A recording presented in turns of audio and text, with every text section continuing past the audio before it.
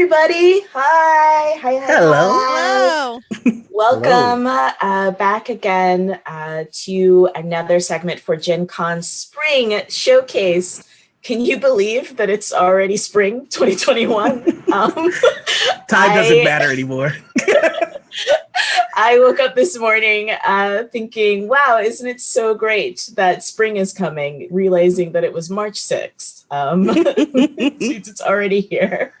My name is Isabella Price, aka Isabella the Ghoul, Von Ghoul, if you like it. I'm one of the co-hosts of Table Takes, which is a weekly roundtable show where we talk here on Gen Con about news in TTRPG world. And I'm joined by my co-host for today, who I'm so delighted to talk to, the one and only illustrious Noir Enigma. Hello, everybody. I'm Noir. I am the GM for Cobalt Press's Into the Southlands, among a bunch of other games that I run. I'm extremely excited to be here and extremely excited to talk about some pretty cool games coming up. Yeah, me too. We've got some really awesome new stuff that is going to assault your pockets. Hopefully, you're going to. I've already just waved goodbye to my wallet at this point. I'm so excited about this. What better thing to spend that stimmy on than games, especially games to connect yourself with your friends in this pan pizza that we find ourselves in. So we've got some great guests. We are brought together with Matthew Orr and Melissa Lewis. Let me get this right. Melissa Lewis-Gentry. It's a long one. Hi, how are you guys doing? Doing great. Yeah, I'm excited to be here. Okay, good. Glad to have you so we can look the people who makes this Panera a little bit easier to deal with in the eyes and say thank you. Yes, thank you. Matthew, do you want to give an introduction of who you are? Sure.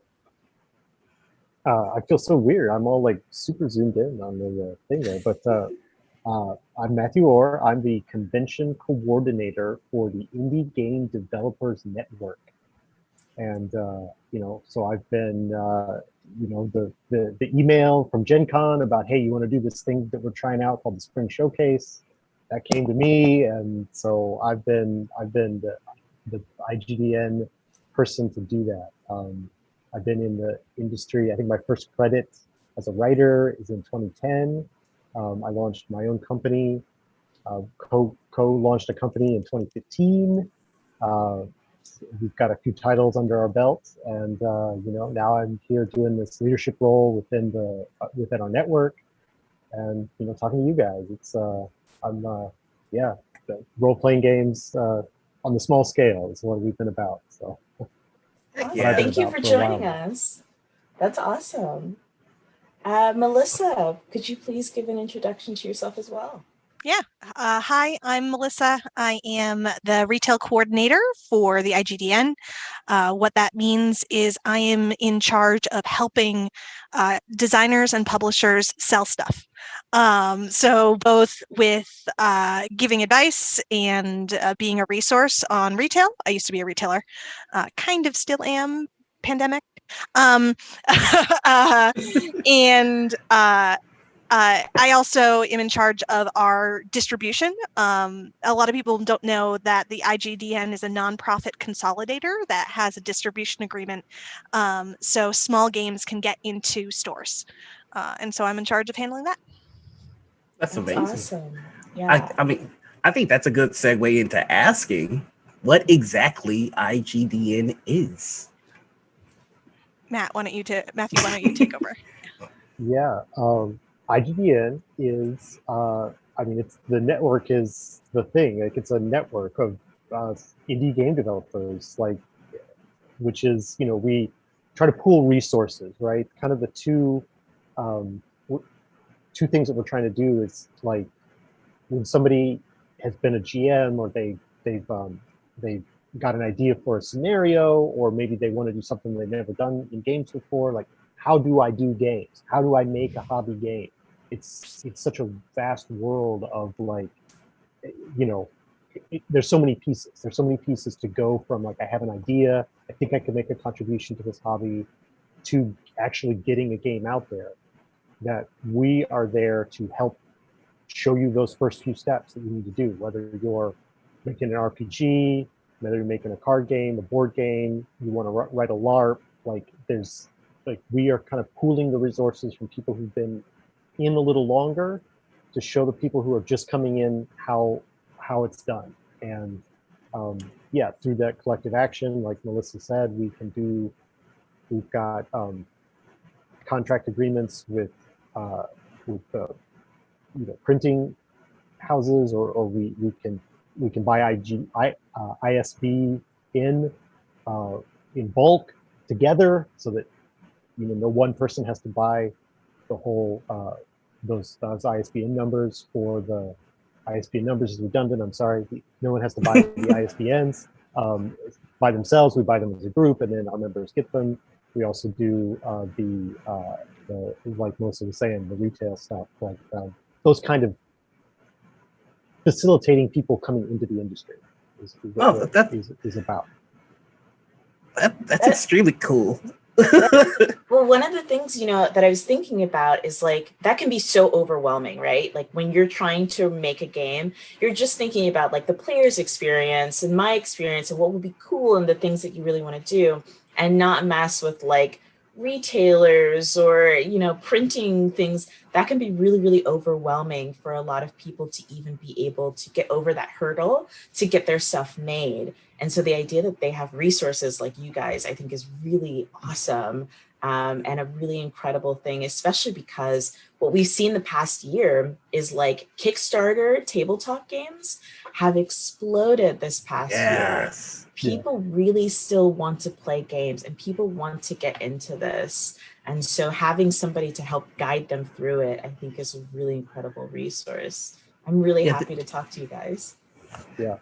I mean, I think that's why we started, for the game industry resources, we have Gamma, which is fantastic, but it doesn't really offer resources for freelancers or small publishers. And so the IGDN is a registered nonprofit trade organization for people who are not large publishers. So it's pretty cool. Yeah, this is like the very. Oh, go ahead. Sorry. I was just going to say, like the idea that we want to grow people out of the industry, like out of our group. Like we want to help people get good, know what they're doing, and then they move on. From yeah. All right. I mean, well, speaking of, helping people learn to create games and whatnot, we have a lineup of games that I'm very excited for us to get into. The first of which is Gangs of the Undercity. So, this guy right here, I think is going to do about the most damage to my wallet. So can we get like a brief rundown, or just how would you introduce this to somebody that's just looking to get into it? So this is Gangs of the Undercity. It's by Fraggin' Unicorns is the name of the company, and best name ever. Yeah, and they're it's a 28 millimeter skirmish game, miniatures game, and it's set in the Undercity, which is it's a fantasy steampunk kind of world where the base game comes with two gangs. One is the Valkyries, which are a bunch of fancy elves, and you've got the Flaming Skulls, which are led by like an orc mage and his assorted denizens of the. I mean, everybody's living in the Underdark, I guess, because it's the Undercity. But it's like it's an orc and a goblin and they're rough and tumble. They're not pretty like the Valkyries, and that's the base set. So that kind of sets you up for like what the game is trying to do with the steampunk, but not steampunk, but like cyberpunk, but also fantasy. There's magic, and it's a skirmish miniatures combat game where you're going to be measuring inches on the table and rolling some dice and trying to get the better of your opponents. But it's like somebody put all my favorite things in a culture to stir it up. These miniatures are gorgeous, by the way. So I remember reading that they're done by Karen Russell, who did the Dark Souls board game figs. They're just, I cannot tell you how damaged my wallet is about to be because of this. So thank you all, and how could you? Noir is in mourning right now. I know, right? There were so many things I was gonna do. These are happy tears. This is great. I mean, because just like Noir said, I love the cross of references, like cyberpunk, steampunk. We've seen like much more of an interest in the kind of punk worlds that have been going on. So I love the idea of crossing not only the cyberpunk, the steampunk, but then also fantasy elements as well. And I have never really used the kind of skirmish in a city standpoint or like an urban standpoint. I usually use it for like battles and that kind of a terrain. I think it's really unique. It's that the kind of the focus of the skirmishes, like there's some you can watch Opti and some other people from Frag and Uniform play this on like a virtual tabletop. They've got some videos out there that you can search for, and it's a real tight corners. You're trying to control choke points. You're going up catwalk ramp ways, and it's a very tight urban sort of feel to it. So it's not it's not 4 feet of battle space. You're playing in a very tight little skirmish area. And there's some fun resource management with one of the attributes of the game, grit, where there's a lot of risk and reward that go into it, and it's just I cannot wait to get my hands on this and to destroy people. It's the books are done, obviously, because you have them. The models are glorious, being produced, so they're not. That's not fully available yet, but everything's on the way. It's going to be here soon. Melissa, were there any things that you really liked about this particular title? Well, we're going to trade off between games because I talk a lot. And we only have like 45 minutes left, and Relics is the game I'm gonna talk about. So let's bring it up because I'm ready to talk a lot with you about this one. Go ahead. No, I was like Steve D is knocking it out of the park here. So this is a 10 Star Games new game. Relics, a Game of Angels, is a rule book with an accompanying tarot deck. Okay, sorry, I'll stop being professional, Melissa. No. You played the game with tarot deck. How dope is that? So basically, I mean, they hit everything that I am a sucker for. There is a custom, beautiful tarot deck with the game. So I was done there. But also, they include a mechanic that I am a sucker for, which is you don't know your own history. You are an unreliable narrator. And so you are having flashbacks to, here's what you think has happened. No. Here's what actually happened. And I adore that in games. This game reminds me of what I wanted in Nominee to be. If that makes sense. If there's any old game or any other old people. Yeah, okay. Maybe not, but I'm not gonna lie, that went woof. Yeah, no, that's some early '90s gaming. Somebody got it. Somebody in the chat got it. Yeah, someone else is like, yeah. Boomers, right? But yeah. So Relics is super fun. I could talk forever. The character creation in this is what I fell in love with, because it does one of those things in games that I love where it's just you're not the only one involved in your character creation. You have to come up with memories alongside other players, and there's so many resources and references in this book that help you feel like you're an immortal or a very old angel. That it's wild. Yeah, absolutely. It draws on that core indie game mechanic that is play to find out what happens, right?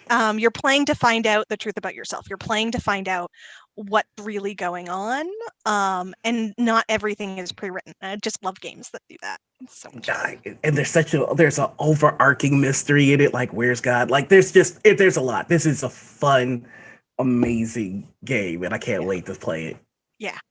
I love the use of like of like religion and biblical themes as a way of exploring things, as putting a mystery on top of something that's has a lot of really significant research into. We were talking about this earlier, but I love the amounts of detail and historical records and research that went into this book. I mean, like, honestly, I was just kind of like, full disclosure, I was skipping through just to read all the like the information, and I was like learning so much about like, oh my god, the names of all of these angels and the different types and everything like that. I thought it was really beautiful.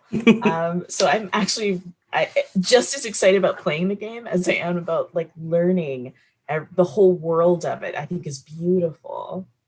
Yeah. It's gorgeous. Yeah. I do want to give a shout out to Tin Star Games. Is based in Sydney, so it's 10 o'clock tomorrow there already.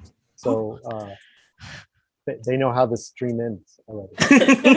What's it like in the future? Well, just one last thing that I want to call out on Relics, and then we can move on. The artwork in this book is to die for. It's really just something else. But now we're moving on to if oh no, we're good. Infinite Sparks. Yeah. So we're moving from angels to now like gods. Gods. Yeah. Well, it's Infinite Sparks is about gods, but it's about part-time gods. So like this is the first well, maybe not the first, but the current expansion for part-time gods from Third Eye Games. This is for the current second edition of Third Eye Games as part-time gods. And yeah, you're a god, but being a god doesn't necessarily pay your rent. So you've got to deal with the human stuff still because you're only a god part of the time. And this is, I mean, you're a god, you have those powers, but like you've got to maintain like your relationship with your other pantheon members and stuff like that at the same time that you may have a day job. That's kind of the concept for part-time gods. So this book in particular that's out now is just more of it. There's introducing something in this one called the Soulbound Relics, which we just went from relics to relics. Like relics are great, and there's also rules for like more rules for worshipers, there's more archetypes. It's just more of all of the stuff that part-time gods deals with. So if you like that, this is I more love the same. that. The most relatable thing about it is nothing pays to rent these days. I'm sorry, go ahead. I was just gonna say that. I was like, wow, this hits. It hits very close to home. And like I love that. I love this kind of idea of like having the kind of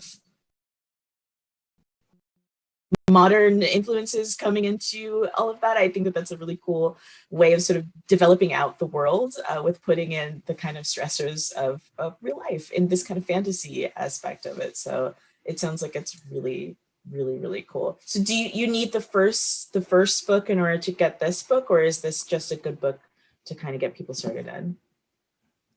This is not a standalone. This is a companion to the other book. The other book will give you all of the character creation rules and the basic gameplay stuff for the rule set, which is I don't actually know. I don't want to say. I can't remember which game system this uses.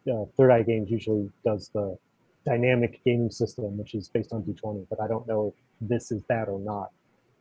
But yeah, you definitely need that first book, and then this expands the options, new theologies, new bonds, your human bonds, because You can't ascend to complete godhood until you've gotten rid of all your human bonds. But that's the tension of the game, you know. Okay. Awesome. I mean, and good thing too. It's out now, so if you already have part-time guys, you can get the expansion and get started with a lot of your new items here. Now, moving right along to a book that can be used on its own or can be used in conjunction with every other D20 system, which is just so cool. We have Maze. This is going to be one that you're gonna have to tell me to shut up about. No, don't shut up about it. It's so good.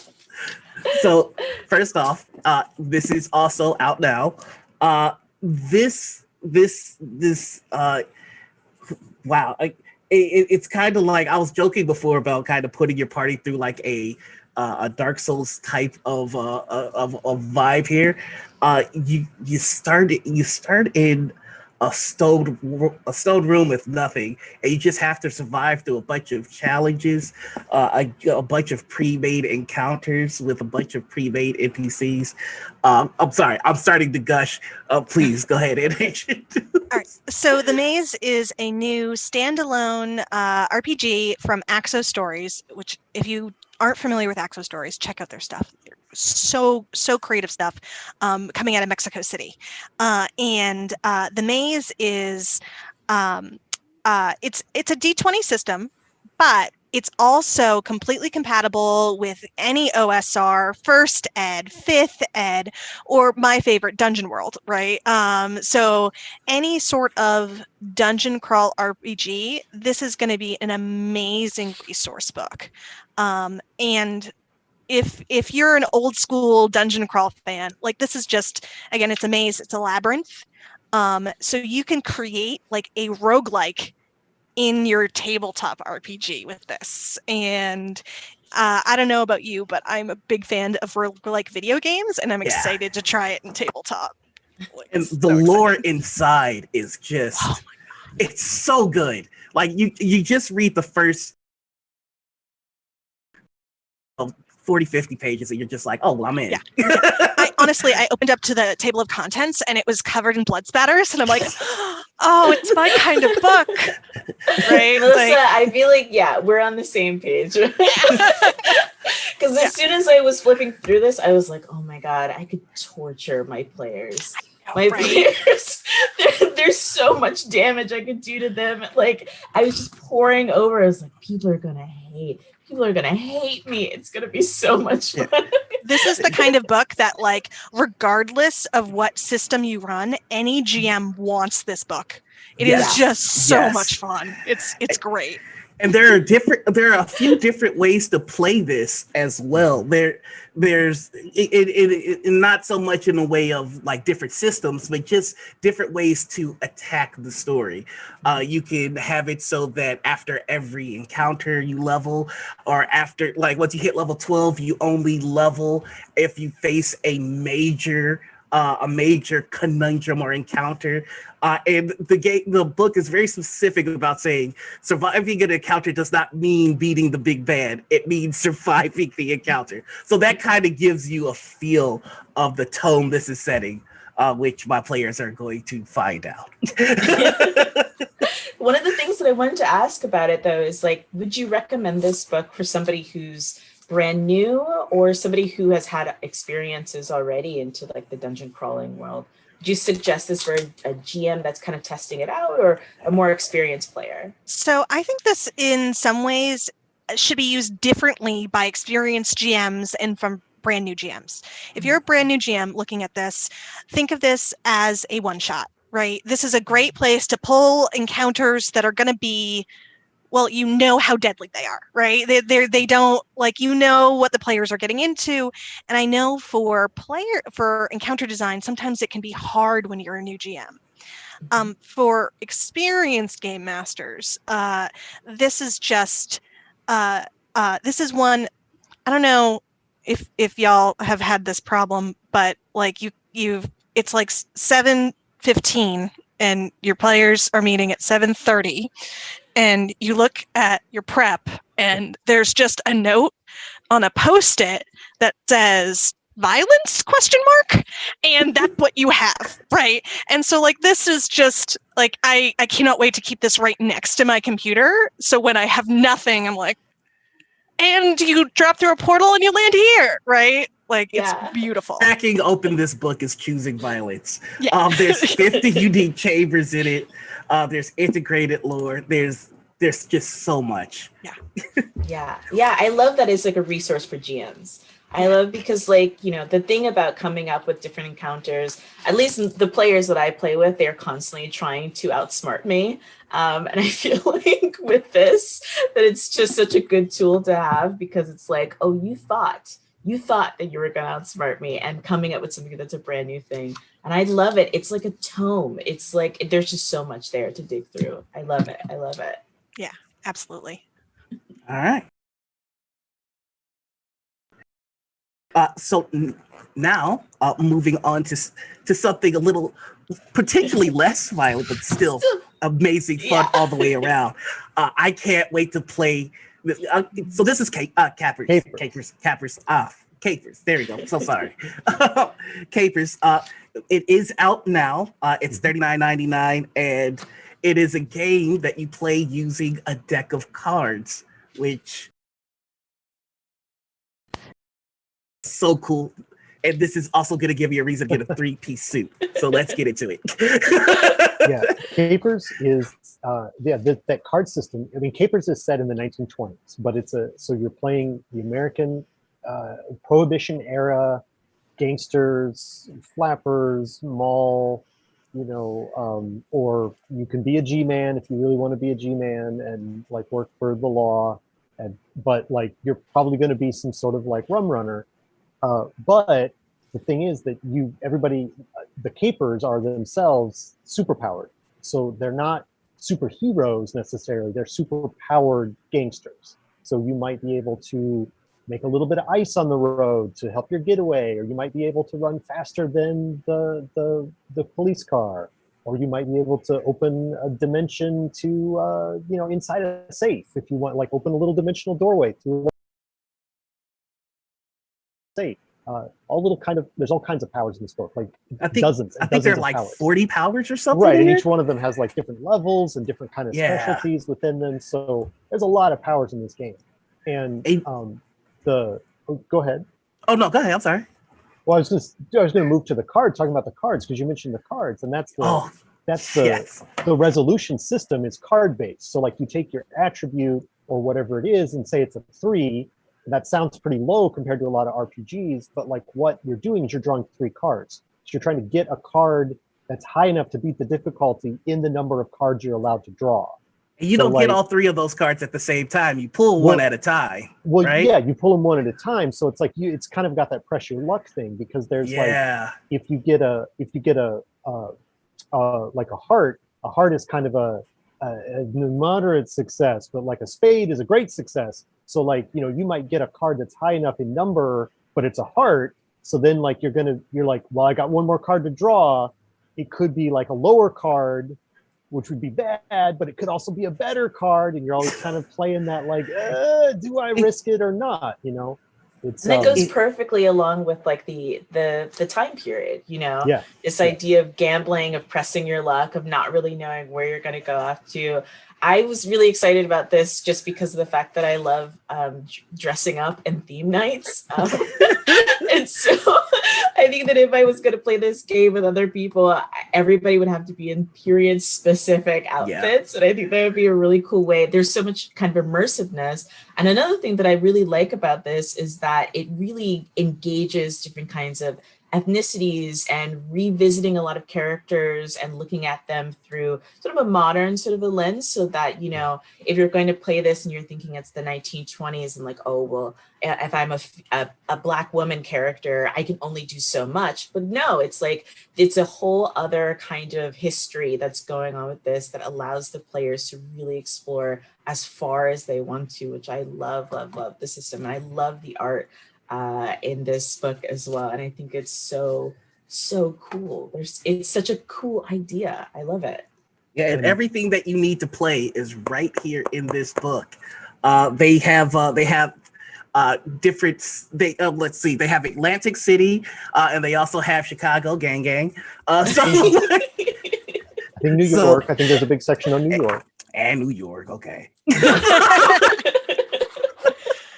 There's a lot of people that live in New York. I know. So you can get your not as good pizza representation. Wow. Whoa! Bucket shots, That's bang bang. Shots Shots fired. Shots fired. But this is out now and it's $39.99 and I can't wait to play this. I would like to also mention that that's the core book is the 1920s. That's what's out now, but there are supplements out as well. So you could play in the 40s, you could play in the 60s, you can play in outer space. That's awesome. Wait, you can play in outer space? Yeah, there's Capers Offworld. That's one of the supplements that exists. The core book. So awesome. Yeah. Okay, Speaking of outer space, though, Oh that man, was a look at terrible you! transition. Transitions. Ooh, That that was terrible. segue. That was so good. That was nasty. No. We have Commandroids, A World Transformed, which is speaking to me as an 80s baby right into my heart, because this is a combination of all the things that I grew up with, Voltron, mecha anime, Power Rangers, and I was like, as soon as I saw it, I was like, all right, let's go. This is it. Does anybody want to describe Commandroids for us? Yeah, I'll do this because I am so excited. I'm a fan of any Nerdy City games. Rememorex, this is in the Rememorex family, but that was so good, and they just understand what the rose tinted view of the 80s is. Right, like they do it so perfectly. But anyways, so in Commandroids, you are a teen pilot of an alien mech machine having teen pilot problems, and it's so good.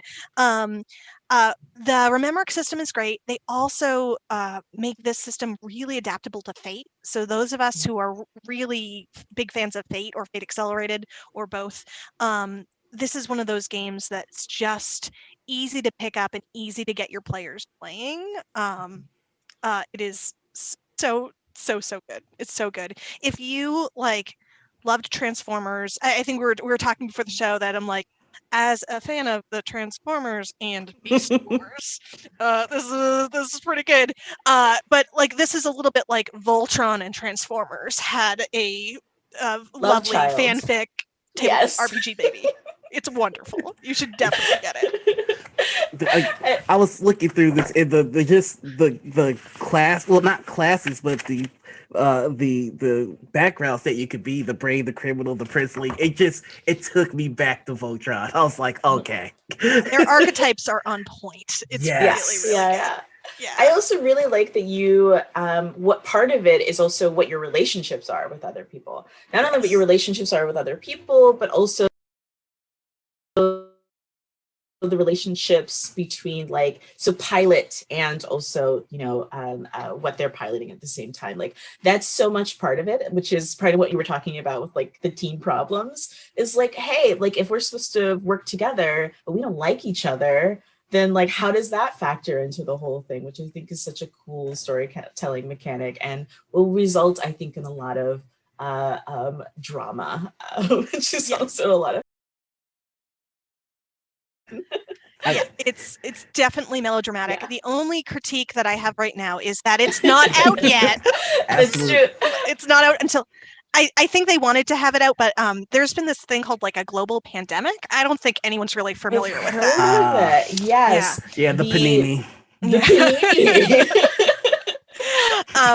So I think we're looking at hopefully early summer, but it might not to be till actual Gen Con that we actually get this in our hot little hands. I'm just waiting. Definitely working on final layout now for that. So yeah. I can't wait to see this all when it comes together. This is going to be fantastic. And this is 2 to 6 players as well, correct? using the Yeah, fate that's system. needs a GM, and you can play. Once you get beyond 5 players, you're starting to take matters into your own hands. So, like, it's a standard role playing game. Yeah. That's the 2 to 6. It's All right. So speaking of games that aren't out yet, I see that we have some games coming up that aren't out yet already. So you mind if we touch on those a little bit?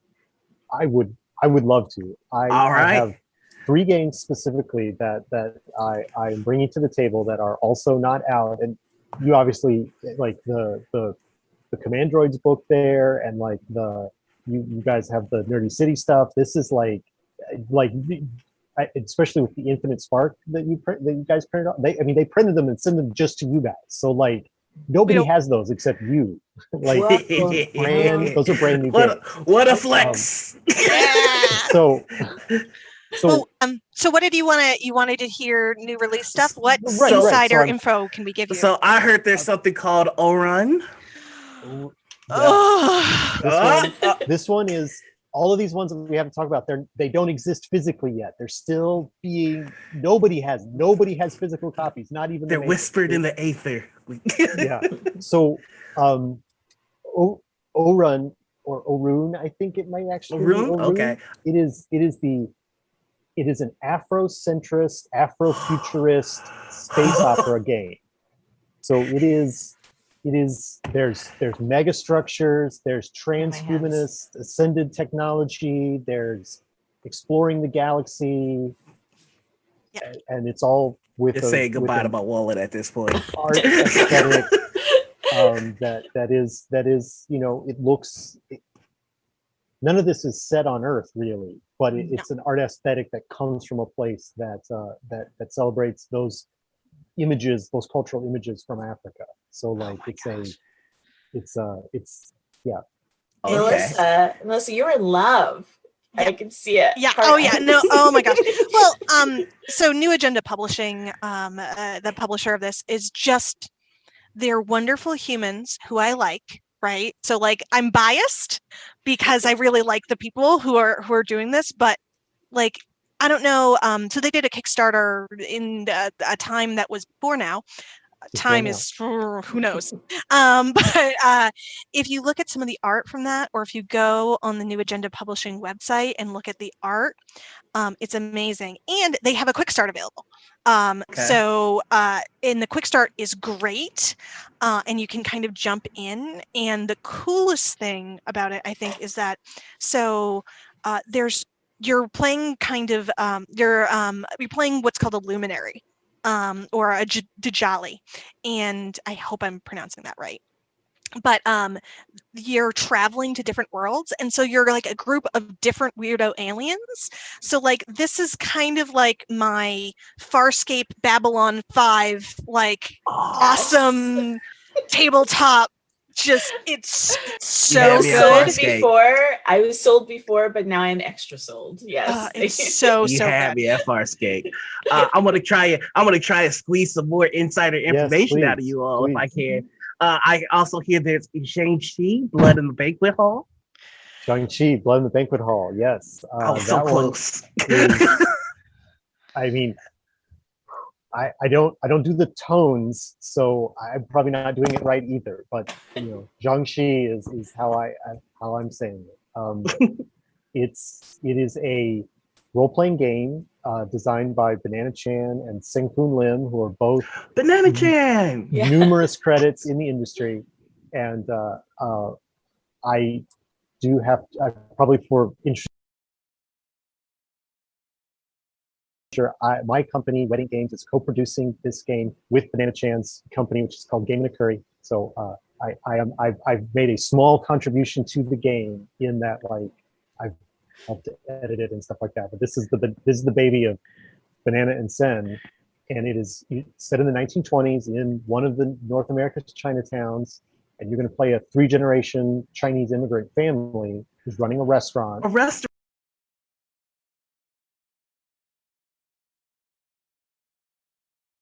And the are going to disturb your restaurant, and you've got to deal with them.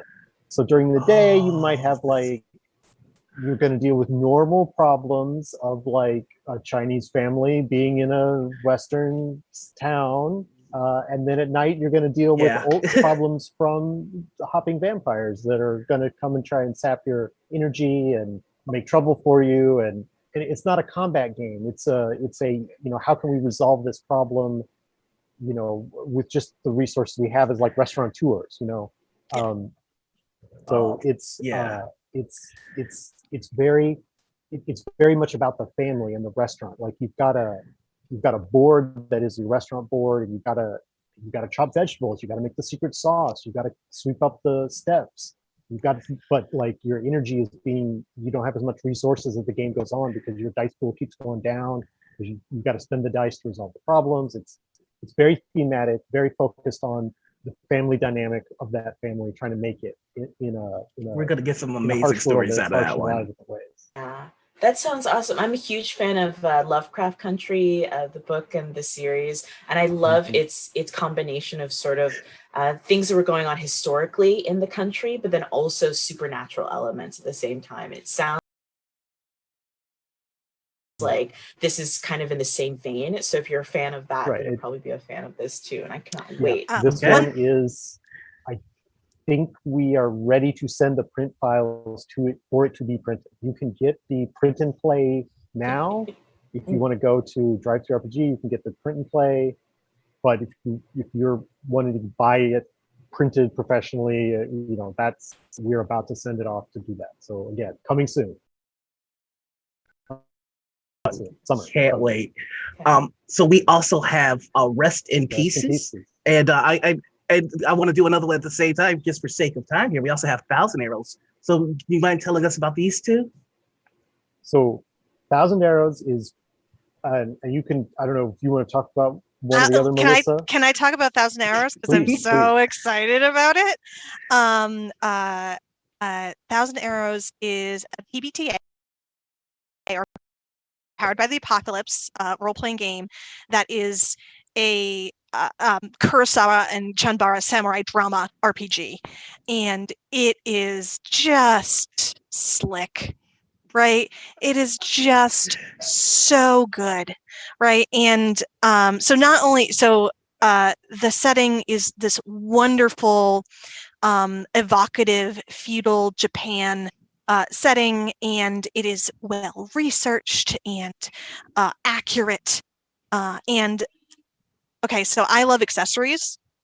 Game accessories are important; they're pivotal, and they have this fabric scroll for it that's done by the people who did Fall of Magic, Heart of the Deernicorn. Which I don't know if you've ever touched Fall of Magic, which is like it's like an artifact. It's like a beautiful rolled out scroll. So like, I know as soon as this is available, I will have no more money ever. Like, just done. Just done. Like, sign a blank check and just pass it over. Yeah, it's just gone. Put that scroll in my veins. I'm ready for it. And we also had Rest in Pieces. Is there anything we could say on that? Rest in Pieces. So Rest in Pieces is, like how Dread uses the block tower, or Starcrossed uses the block tower to create that tension. Definitely not Jenga, right? Yeah, it's a block tower. It's a block tower. If you're familiar with either of those two games, Rest in Pieces uses a block tower, but the tension that is being replicated is the tension between roommates.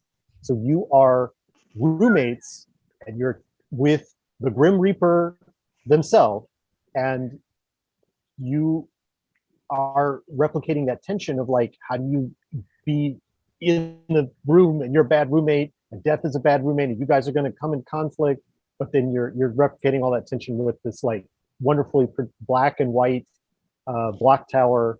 And that is that's sort of the main hook of that game. Okay. That kind of like I roommates think you're with Death. Yeah, you're burying the lead that this is like ridiculous gonzo comedy. This is like Rick and Morty, the role-playing game. It's just stupid in the best way. It's so good. I'm trying to sell it on the mechanics, but you're right. It is supposed to be a ridiculous humor. It is supposed to be ridiculous humor. Yeah, it is. There's like, if you go back to the Kickstarter, which was I think last year or maybe the year before, I remember watching some of the videos of people playing it, and it's like when you've first watched videos of people playing Fiasco, of just absolutely like just people making you laugh so hard. It's very, very good. It's very good. I love it. Honestly, though, if Death was my roommate and Death was a terrible roommate, I'd be like, that's fine. It's fine. It's okay. I'll clean up. It's all right. It's fine. Like stay out late, eat my leftovers. It's okay. It's all right. It's fine. I've had roommates so bad that I'm like, even if they're deaf, I'm going at them. Thank you all both for coming here and talking to us. We were about to wind down. Yeah. I just wanted to go over the games that we presented today. We had games of the Undercity, which will be coming out in spring. That's $65. We had Relics, a game of angels, which is out now. The core book is $60, and the tarot card is going to be $20. There's Infinite Sparks, which is a companion book, which is going to be $14.99, and that's also out now. So get it. Then there's Maze, which is also out now for $45. And we had Capers, also out now for $39.99. And Commandroids, which will be out hopefully in the summer for $45. And then we got to keep our ear to the ground for the rest. That's right. I've been posting in the Discord channel links to all of these games throughout the week. And so if you heard about it here, you can find the links there on that Discord channel. So. Well, again, I'm sorry. I was going to say thank you so much for doing all this and coming on to Gen Con, and hopefully we can do this again. More games that you guys are working on. Everything that you guys are working on sounds so cool. And I wanted to ask if anybody wanted to get more in touch with like you guys and what you guys do over there, how would they do that? So the best way to reach me at the IGDN is through email. So old-fashioned. It's distribution@igdnonline.com. That is great. If you want to talk to me about non-IGDN stuff, I have a website that is very serious. Lewis-Gentry.com. You can go check it out if you want to laugh. Awesome. All right. Yeah. I think that's you, Matthew. Yeah, my IGDN role as conventions is conventions at igdnonline.com. That's my role there. You can send me a message and I can tell you about any of the games that we talked about, send you the links there. I've also got, you can also follow, if you want to see what else I'm doing as my own creations, that's I run the Wet Ink Games on Instagram, and we have a Facebook page as well. So that's stuff that I'm doing in my personal game life. But my IGDN role is conventions at igdnonline.com. Awesome. Hopefully we can be back together at conventions. Heck yes. Soon in the hereafter. Everybody wear your mask. After the panorama's over. Which is called the pan pizza, right? What's the pan pizza. Once that's over, then we'll be good to go. Noir, thank you so much for hopping on and doing this with me. It was a pleasure to work with you. I hope it was so much fun working with you. This was so much fun. Thank you. Yeah, thank you for having us. Oh, you're welcome. Come back anytime, please. I don't run this company, but I'm welcoming you to come back. then to Gen Con directly. Thank you. Yeah. But also you too. Also, yeah. So it looks like we are wrapping up our time here, but you guys stay tuned. Do not press that dial. If you're watching this on an old-timey television. because we have more stuff coming up for you. This is the spring showcase, you guys. It's not over till it's over. We've got stuff going on tomorrow as well, so stay tuned to that. Please stick around for Renegade Games. And we've got more stuff going on with the Spring Showcase, which you can find out on our Discord. You can talk to more fans about what you've gone through today, about the things that you've seen, about the games you're excited to play. And then you can also check out what our lineup is for tomorrow on Gen Con springshowcase.com. Can you tell that I'm reading off of something? That's why my eyes are looking all over the place. Thank you so much. And I hope that you guys stay tuned for what's going on later on. Gen Con has a lot of surprises in store for you. So take care of yourselves. Thank you guys so much for coming on. Thank you so much for having us. Yes, it was so good.